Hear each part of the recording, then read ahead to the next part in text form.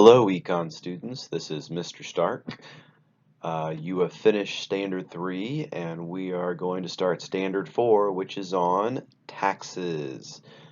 Taxes are very apropos because April 15th, everyone's taxes are due. So we're going to talk about taxes, big, medium, and small. We're going to talk about why they're there, why most people hate them, some people like them, and what purposes they serve. And also, just FYI, if you find yourself in need of some humor, on my haiku page, I posted some hyperlinks to some of my favorite TV and movie moments that are funny. At least I think they're funny. Some of them I've shown you in class, but some of you I haven't yet. So if you need some humor, feel free. So let's get started with everyone's favorite taxes. So there are two ultimate roles for the government when it comes to microeconomics, the smaller picture. And that is they provide public goods and services like the military, like schools, roads, libraries. You can think of many other things that your tax dollars pay for, parks as well. And the government also uses taxes to redistribute income. Again, we are not a pure market economy. We do have some elements of a command economy. Therefore, redistribution of income does happen. If you think about it, those who make the most money pay the most in taxes, and those go to pay for programs that those with less money primarily use the most. And it is done for a more egalitarian, or you could say equal, but I like the word fair society. So we're not going to worry about the reading. I'm just going to go over the reading notes that you should have taken. So why are taxes needed and what do they provide? We already went through that, but there's the answer to that. Now, principles of taxation. There are basically two principles of how taxes should be done or who should pay them. The first one is benefits received, and that's basically you only pay the tax if you use the service. If you look at the two choices, 2 and 3, you probably see that it looks most like number 3. Drivers in Chicago are required to pay a toll on a new bridge, but they only do that if they actually use the bridge. If you don't use it, you don't pay a toll. Another similar one would be Eagle Creek Park here in Indianapolis. Before you enter, you pay, I believe, $5 if you're a Marion County resident. If you never use the park, you never pay the $5 tax to get in. The other principle is the ability to pay principle. And this basically is shown by the fact that in America and most other countries, the more money you make, the more you earn as an income, the higher percentage of taxes you pay. So if you're able to pay more, you do. Now the criteria. Taxes need to be 3 things, and you see them here on the right. Taxes need to have equity, or equal or fair. They need to be simple, and they need to be efficient. So number 4, sales tax, a tax in which consumers can easily understand how much tax they owe. For example, 8% or 7%, that would be simplicity. It's a flat amount. People know exactly what to expect. For number 5, those who make similar incomes, such as people of the middle class, pay similar rate income tax, whereas wealthy people pay a higher rate. That, of course, is the equity principle. The more money you make, the more you pay. And finally, income taxes are able to raise significant government revenue with considerably small administrative costs. Well, that's efficiency. The IRS, despite what we may think of them, they are a fairly small agency, but they collect trillions of dollars in income tax every year. So if you divide that by the number of employees, that's each employee collects hundreds of millions or even billions of dollars of income tax, which is definitely efficient if you think of it. So how do they impact society? What ultimate impact other than getting people somewhat irritated or up in arms about them? Well, first we talked about it. They redistribute income. Middle class and upper class pay for programs such as food stamps, or what in Indiana we call the SNAP program, Supplemental Nutrition Assistance Program, the lower class. Taxes can help or hurt an economy. If taxes are lowered, people spend more money, which then makes its way around the economy. Think of that circular flow chart, or another name given to it, sort of wasn't coined in the 1980s, but it was kind of used a lot then. That's called trickle-down economics, where people pay less in taxes, they have more to spend, and that money then makes itself down to all the other classes. But if too high of taxes has shown that it actually can stifle economic growth. The trick is finding that balance, which is currently where we are and where we have been. And then finally, taxes can be used to try and change people's behavior. If there are goods that the government does not want the people to use, such as cigarettes and tobacco, well, cigarettes are tobacco, or such as alcohol or tobacco, they can put a special tax called an excise tax, which then makes it more expensive and hopefully encourages them not to start or to stop. So now we are going to start with the big taxes, federal taxes. A lot of these you will have heard of, and I'll explain a little bit of how each one of them works. Now we're at the right spot. Sorry about that. They know how much to take out of your paycheck because you filled out the W-4, the form many of you know about, where you have to put ones and zeros. Those basically tell the government what part of your paycheck you don't want taxed. Any paycheck from a job is called taxable income, so the government can tax it. Also, earnings from gambling, for example, would be taxable income. Money won in the lottery is taxable income. Money you receive as gifts is not taxable for you, but as we'll see in a second, if someone else sends you a gift or gives more than, I think it's $15,000 a year, they have to pay taxes on it. But anyway, you fill out the W-4 at the beginning of the year, or you change it if you want to throughout the year. And if you, for example, have a family, part of your income can be set aside and not be taxed. At the end of the year, when the government needs to know how much you should have paid, you get a W-2 form in the mail which shows how much you actually paid compared to how much you wanted to have taken out at the beginning of the year. Make a long story short, if you had the government take out too much money throughout the year because you really didn't take too many of those exemptions in your W-4, then you get a tax return. Tax return is not free money. It's your money that you overpaid in taxes. If you did not pay enough taxes, you get a tax bill, so you pay extra to the IRS. That, in essence, is how tax returns and tax bills happen. And we can talk more about that, assuming I see you guys soon. The second tax, big one, is called the FICA, or the FICA. That's the Federal Insurance Contributions Act. It's a payroll tax, comes right out of your paycheck, and it funds Social Security, which is sort of a retirement assistance for the elderly or those that are retirees, although they do pay into it. You pay into Social Security your whole life, starting when you get a job. And when you turn 62, you can retire officially according to the federal government and start collecting Social Security.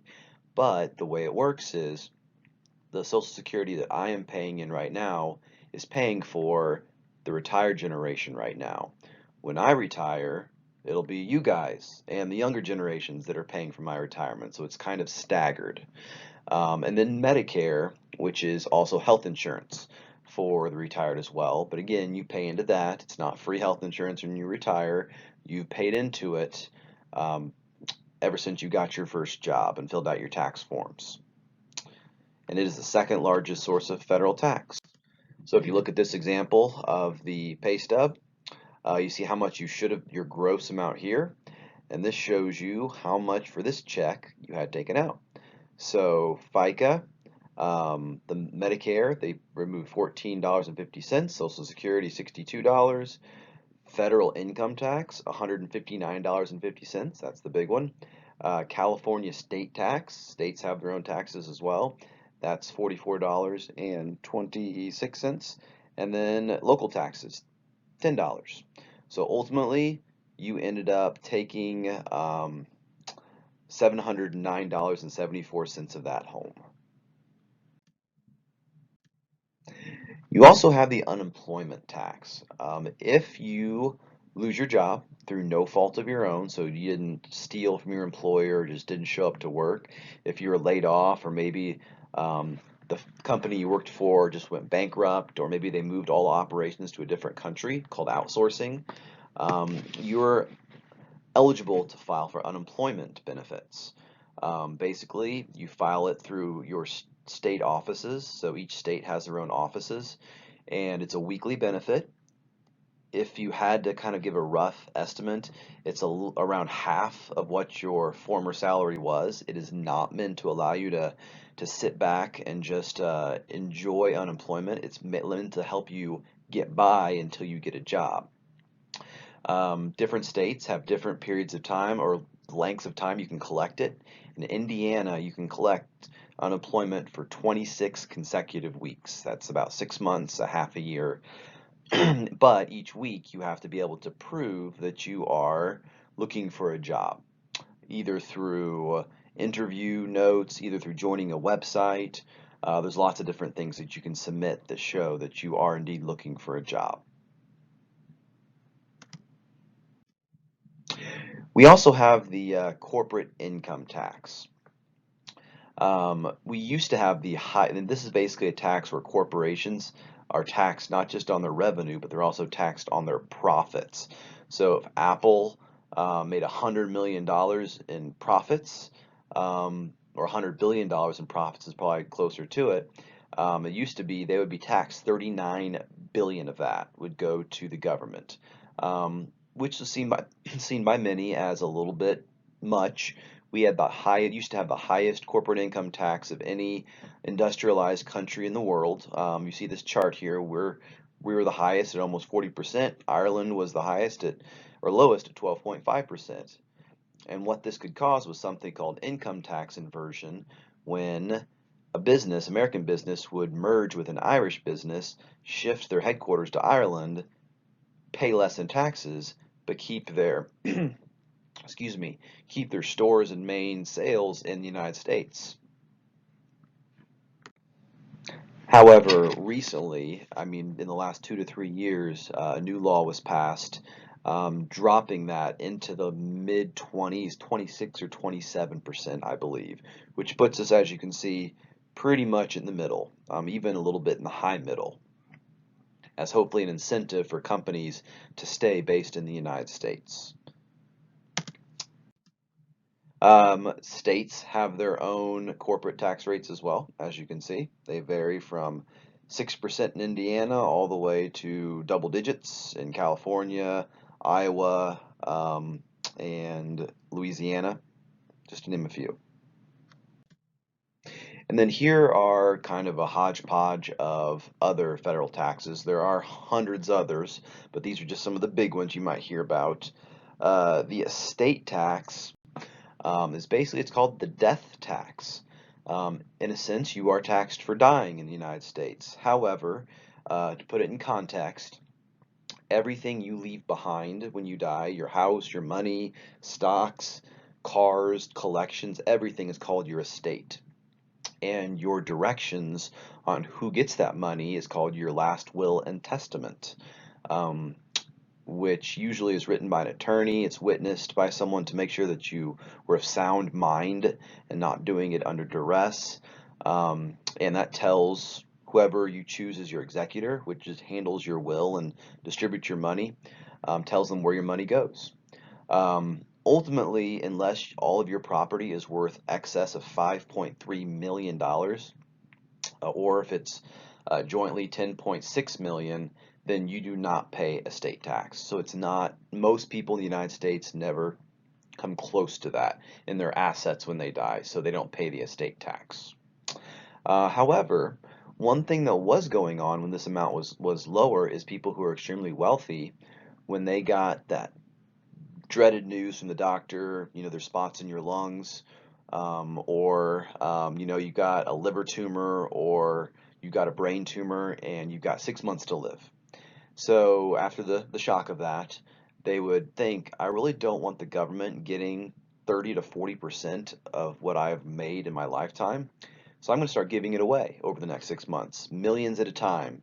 So when I die, my net worth is less than that amount, 5.3 million or whatever it was, and I don't pay any estate tax. Well, the government calls a timeout, throws a penalty flag, says, nope, can't do that anymore because now they have a gift tax. If you give away in excess of $15,000 in a year, it can be many gifts or one gift, you pay a tax, not the person you give it to. This does not count giving to charities. This is from one person to another. Excise tax, we talked about that. The tax on goods that the government does not want you to use much of, like gasoline. It's another one, also known as a sin tax. Customs duty is a tax on goods imported into the United States. And user fees, we talked about that. If you use something, you pay the tax. If you don't, then you don't. All right, next you will answer the critical thinking questions on the Google form. Next class, I will take you through how our government does their budgets. I hope you're staying safe, staying healthy, and I hope to see you all soon.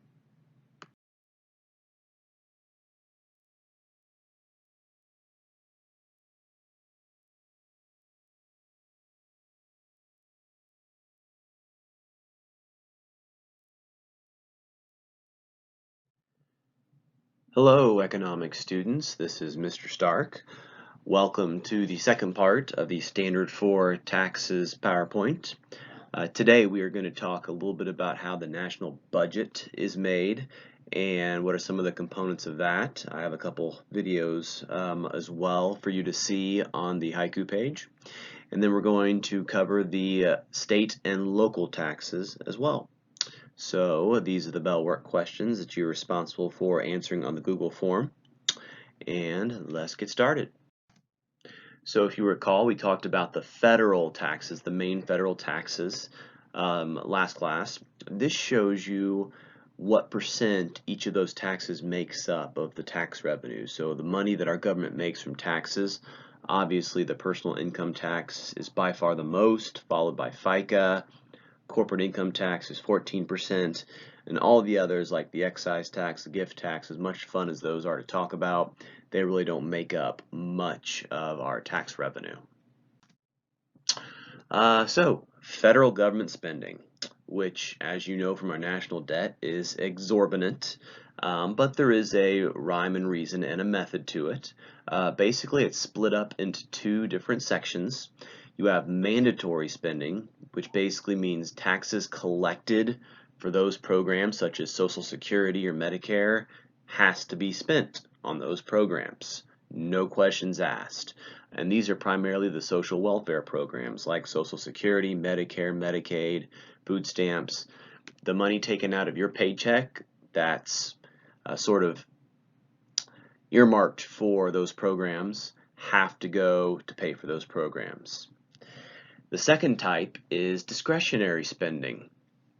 This is basically everything else, and these are the things that the government can choose to spend money on or not spend money on. They are not by law required to.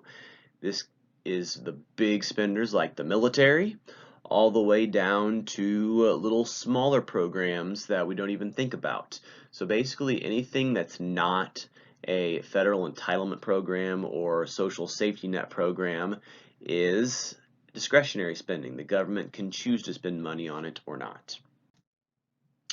So those challenge questions are part of the challenge questions that you will need to answer for an assignment and submit by the Google form. So I just gave you the answers there. The federal budget is the plan for spending for the whole country.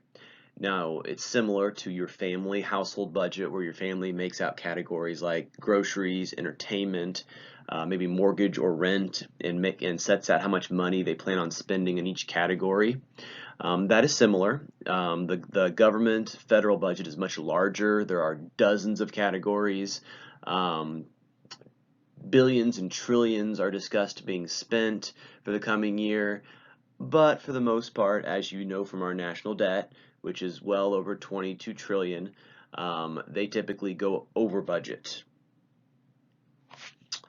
The president is the one that basically creates the budget, not personally, but he does have experts who actually do it for him. It's called the Office of Management and Budget. They're usually accountants and professional money handlers and people that are used to making budgets. It basically represents what the president wants to spend money on that year. Usually, whether they're Democrat or Republican, their budget reflects what programs they want to spend more money on. But as you know from your government classes, Congress ultimately has the power of the purse. So which creates the interesting situation when you have, let's say, a Republican president like today, and a Democrat Congress, at least half of it like the Senate.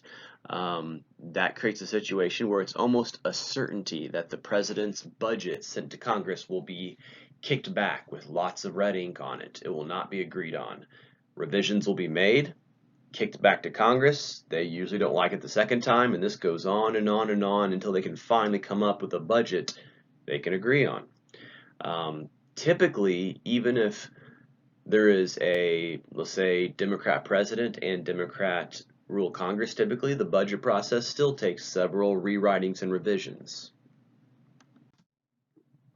If you want to adjust discretionary spending after the budget is passed, that is within the president's grounds to do that in certain situations, but typically that comes from cutting from one program to cutting or to adding to another program.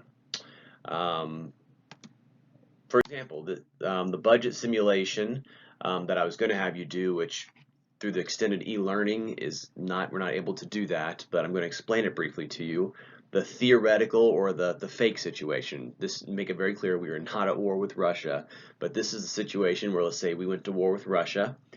We need more money for our military. Problem is, president doesn't want to raise taxes, but doesn't want to increase our debt. The one option they have is to cut from programs and take that money and give it to the military. So one of the tough decisions that the president and his or her advisors have to make is to decide which programs are on the chopping block and by how much. And with this scenario, I was going to have you in groups look at these programs from international affairs down to veterans benefits and decide which programs to cut and by how much.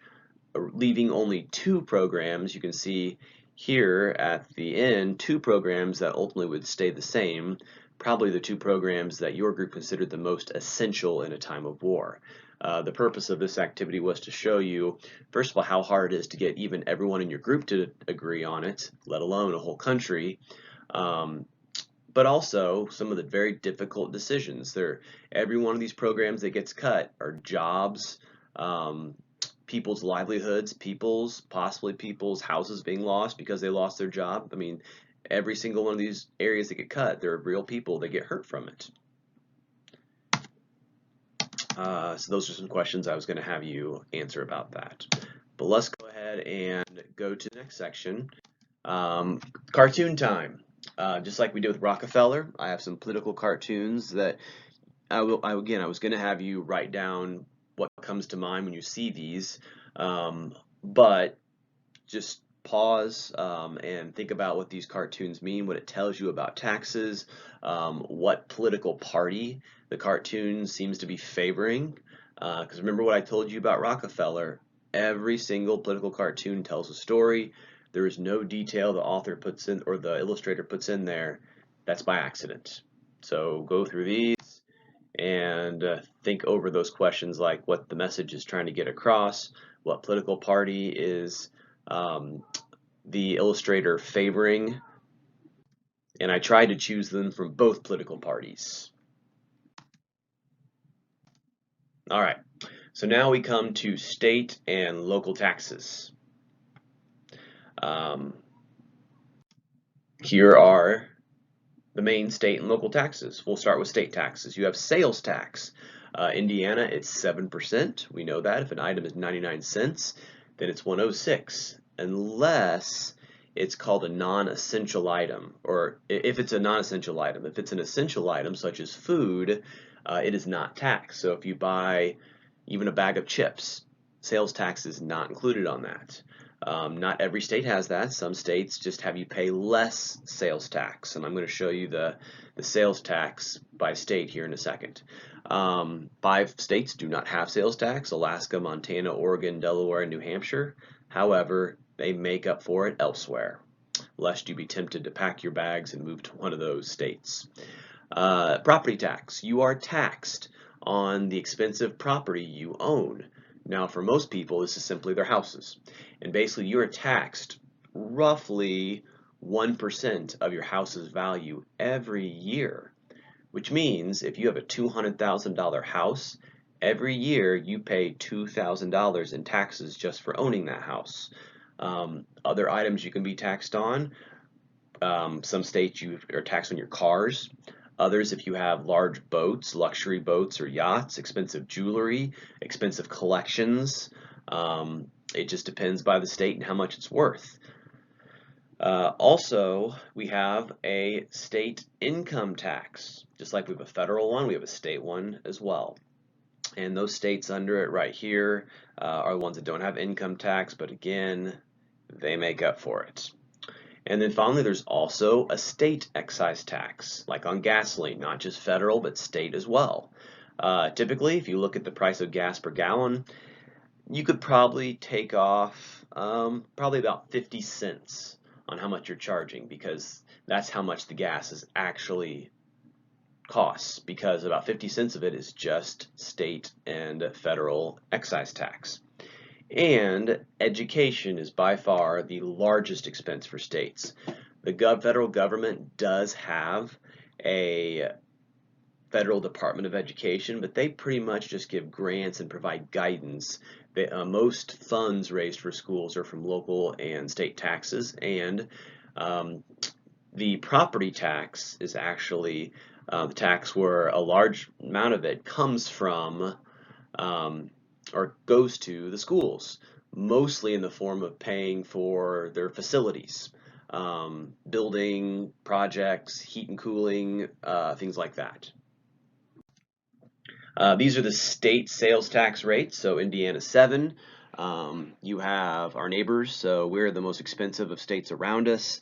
Some states have significantly lower ones. Some have a little bit higher, such as California has 8.25%. If you look, there are a couple more that have higher than we do, 7%.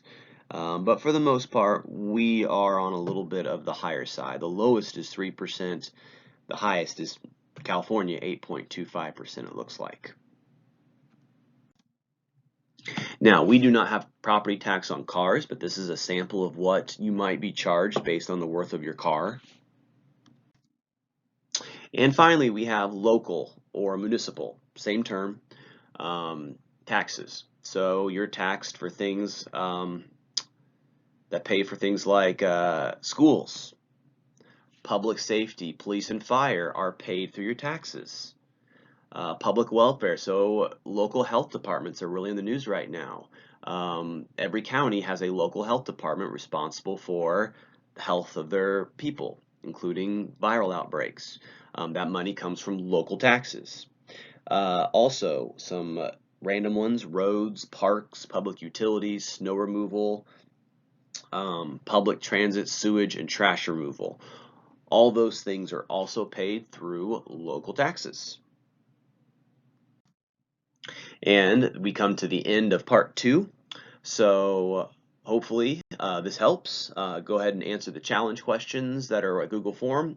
Make sure your name is on them, and make sure you answer them fully and completely. I think I left you plenty of space, and I hope you guys have a good day. Stay safe, stay healthy, stay calm. We will get through this. I will talk to you later and we'll do the conclusion of Standard 3 or Standard 4.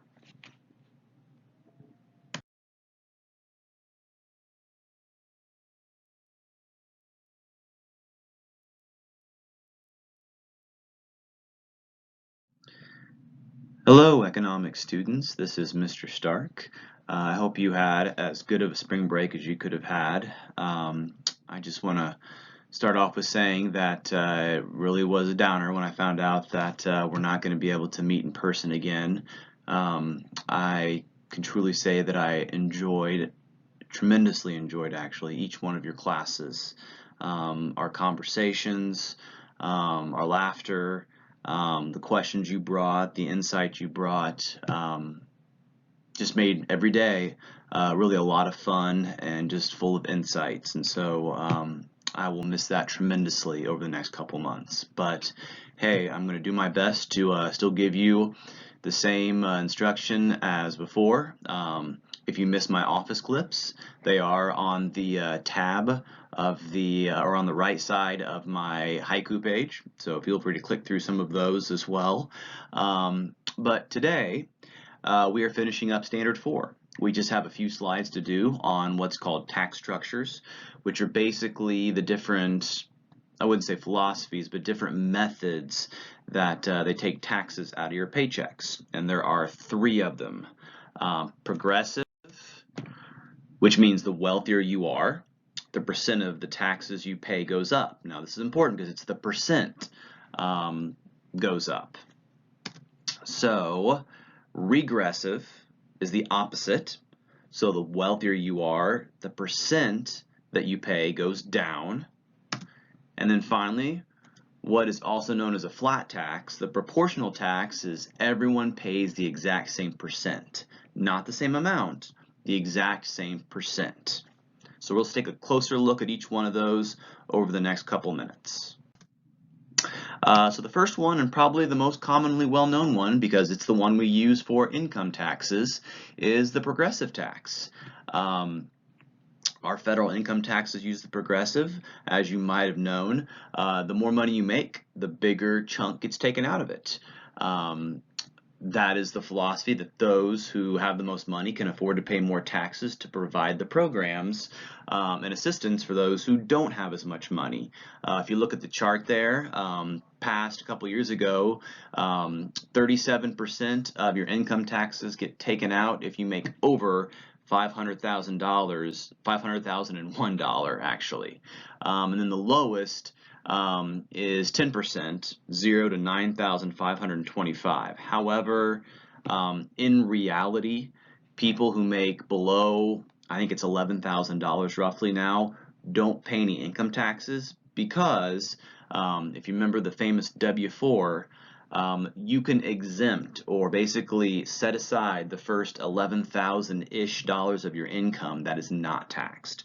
So if you make up to that amount and you take that exemption, which people do, you don't pay any taxes. But for the sake of a full picture, they do have 0 to $9,525 as a 10% tax rate, and it goes 12%, 22, 24, 32, and 35%. So a millionaire would pay roughly 40%, and someone on minimum wage would make roughly 10% of their taxes. Try it one more time. So if income taxes were regressive, minimum wage workers would pay the higher percent, 20%, whereas millionaires would pay only 5%, which is still a higher amount, but much less of a tax burden. So for obvious reasons, this is not very well, this is not used for income taxes. And then finally, we have proportional tax, which means everyone pays the same percent of tax. So for example, in 2012, for the Republican nomination for president, their primaries, Herman Cain, an African-American billionaire, a businessman, had the 999 plan where everyone would pay 9% income tax. So everyone pays the same percent. Now, this sounds like, this is fair. Everyone takes the same burden, but it does get some criticism because if our taxes change to this, as you would see, those who would get the biggest break would be those in the middle class to the millionaires. The lower middle class and the minimum wage workers would actually get a tax increase. That's assuming the flat tax was 20%. If the flat tax percent was 9%, the way Herman Cain wanted it, everyone would get some sort of a break. However, minimum wage workers would get 1% break, whereas millionaires would get around a 20 or a 31% break. So obviously some criticisms for that one as well. So we're not going to worry about those challenge questions. These are just some statements that you might want to stop and think about, because these are arguments that are used to support the different types of tax structures. For example, people in the lower class should pay more because they use a larger proportion of the government programs. Millionaires don't use food stamps. They don't use Medicaid. So the argument is people that use them should be paying a larger proportion of them. Obviously a very controversial statement. So stop there and think about why you agree or disagree with that. The next one, the wealthy should pay less in taxes because they contribute the most to economic growth. A particular economic theory called trickle-down economics, controversial, obviously, being used for this. The next one, the other side, the wealthy can afford it anyway, so they should pay the largest proportion of their income taxes. I want you to think, what underlying belief do people who say this often have about the wealthy, especially how they got their money? And then finally, the flat tax is fair and equal because everyone pays the same percentage of their income. What do you think about this statement? Do you agree with it or not? And think about why. And that is it for Standard 4. You will now be reading some articles on each one of them, taking a little bit of a closer look on the tax structures, answering some questions on the Google form, and then studying your vocab, and you will have a vocabulary quiz. Google form, although please make sure you use the PDF form for the answers that go along with the letters that are on the Google form. I hope you are doing as well as possible. Again, I miss you all, and feel free to video chat with me 1 to 2 o'clock every day starting Wednesday. Just click the link on my Haiku page on the right side, and you'll meet up in those times with me using Google Hangouts, or feel free to send me emails. I will talk to you later.